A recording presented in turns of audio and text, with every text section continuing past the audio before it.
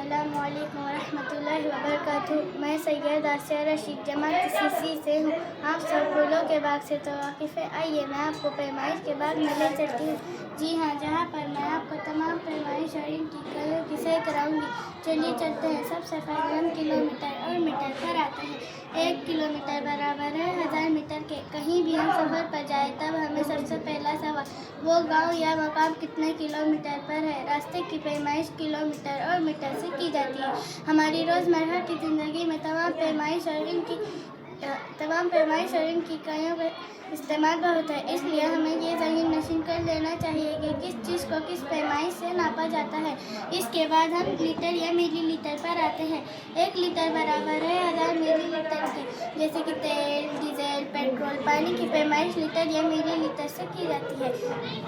इस पट्टी पर बड़े निशानों के पास 1, 2, 3, 4 लिखा होता है। ये निशान हमें सेंटीमीटर से छोटी इकाई बताते हैं। शुक्रिया।